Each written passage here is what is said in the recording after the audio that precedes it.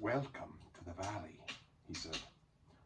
Thank you, said Thorin, a bit gruffly. But Gandalf was already off his horse and among the elves, talking merrily with them. You are a little out of your way, said the elf. That is, if you are making for the only path across the water and to the house beyond. We will set you right, but you had best get on foot until you are over the bridge. Are you going to stay a bit and sing with us, or will you go straight on? Supper is preparing over there, he said. I can smell the wood fires for the cooking. Tired as he was, Bilbo would have liked to stay a while. Elvish singing is not a thing to miss. In June, under the stars, not if you care for such things. Also, he would have liked to have a few private words with these people that seemed to know his name and all about him, although he had never seen them before. He thought their opinion of his adventure might be interesting. Elves know a lot, and are wondrous folk for news, and know what is going on among the peoples of the land, as quick as water flows, or quicker. But the dwarves were all for supper as soon as possible just then, and would not stay. On they all went, leading their ponies, till they were brought to a good path, and so at last to the very brink of the river. It was flowing fast and noisily, as mountain streams do of a summer evening, when sun has been all day on the snow far above. There was only a narrow bridge of stone without a parapet, as narrow as a pony could well walk on, and over that they had to go, slow and careful, one by one, each leading his pony by the bridle. The elves had brought bright lanterns to the shore, and they sang a merry song as the party went across. Don't dip your beard in the foam, father, they said to Thorin, who was bent almost onto his hands and knees. It is long enough without watering it. Mind, Bilbo, don't eat all the cakes, they called. He is too fat to get through keyholes yet. Ah, shush, good people, and good night, said Gandalf, who came last. Valleys have ears, and some elves have over merry tongues. Good night. And so at last they all came to the last homely house, and found its doors flung wide. Now, it is a strange thing, but things that are good to have, and days that are good to spend, are soon told about, and not much to listen to, while things that are uncomfortable, palpitating, and even gruesome, may make a good tale and take a deal of telling anyway. They stayed long in that good house, 14 days at least, and they found it hard to leave. Bilbo gladly have stopped there for ever and ever, even supposing a wish would have taken him right back to his hobbit hole without trouble. Yet there is little to tell about their stay. The master of the house was an elf friend, one of those people whose fathers came into the strange stories before the beginning of history, the wars of the evil goblins and the elves and the first men in the north. In those days of our tale, there were still some people who had both elves and heroes of the north for ancestors, and Elrond, the master of the house, was their chief. He was as noble and as fair in face as an elf lord, as strong as a warrior, as wise as a wizard, as venerable as a king of dwarves, and as kind as summer. He comes into many tales, but his part in the story of Bilbo's great adventure is only a small one, though important, as you will see, if we ever get to the end of it.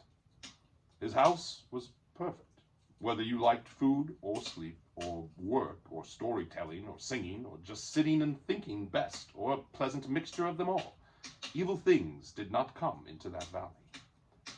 I wish I had time to tell you even a few of the tales, or one or two of the songs that they heard in that house. All of them, the ponies as well, grew refreshed and strong in a few days there. Their clothes were mended, as well as their bruises, their tempers and their hopes. Their bags were filled with food and provisions, light to carry, but strong to bring them over the mountain passes. Their plans were improved with the best advice, so the time came to Midsummer Eve, and they were to go on again with the early sun on midsummer morning. Elrond knew all about runes of every kind.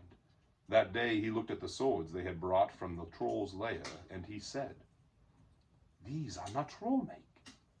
They are old swords, very old swords of the high elves of the west, my kin. They were made in Gondolin, for the goblin wars. They must have come from a dragon's horde or goblin plunder, for dragons and goblins destroyed that city many ages ago. This, Thorin, the rune's name, Ocrist, goblin cleaver in the ancient tongue of Gondolin. It is a famous blade. This, Gandalf, was Glamdring, foe hammer, that the king of Gondolin once wore. Keep it well. Whence did the trolls get them, I wonder? Said Thorin, looking at his sword with new interest. I could not say, said Elrond, but one may guess that your trolls had plundered other plunderers or come on the remnants of old robberies in some hold in the mountains of the north. I have heard that there are still forgotten treasures of old to be found in the deserted caverns of the mines of Moria since the dwarf and goblin war. Thorin pondered these words. I will keep the sword in honor, he said. May it soon cleave goblins once again. I wish that it is likely to be granted soon enough in the mountains, said Elrond. But show me now your map. He took it and gazed long at it, and he shook his head, for he did not altogether approve of dwarves and their love of gold. He hated dragons and their cruel wickedness, and he grieved to remember the ruin of the town of Dale and its merry bells, and the burned banks of the bright river running. The moon was shining in a broad silver crescent. He held up the map, and the white light shone through it. What is this? He said. There are moon letters here, beside the plain runes which say, 5 feet high the door, and 3 may walk abreast. What are moon letters? Asked the Hobbit, full of excitement. He loved maps, as I have told you before, and he also liked runes and letters and cunning handwriting, though when he wrote himself it was a bit thin and spidery. Moon letters are rune letters, but you cannot see them, said Elrond. Not when you look straight at them. They can only be seen when the moon shines behind them, and what is more, with the more cunning sort, it must be a moon of the same shape and season as the day when they were written. The dwarves invented them and wrote them with silver pens, as your friends could tell you. These must have been written on a midsummer's eve on the crescent moon a long while ago. What do they say? Asked Gandalf and Thorin together, a bit vexed perhaps that even Elrond should have found this out first, though really there had not been a chance before, and there would not have been another until goodness knows when. Stand by the grey stone when the thrush knocks, said Elrond, and the setting sun with the last light of Durin's day will shine upon the keyhole. Durin, said Thorin. He was the father of the fathers of the eldest race of dwarves, the Longbeards, and my first ancestor. I am his heir. Then what is Durin's day? Asked Elrond. The first day of the dwarves' new year, said Thorin, as is all should know the first day of the last moon of autumn on the threshold of winter. We still call it Durin's day when the last moon of autumn and the sun are in the sky together.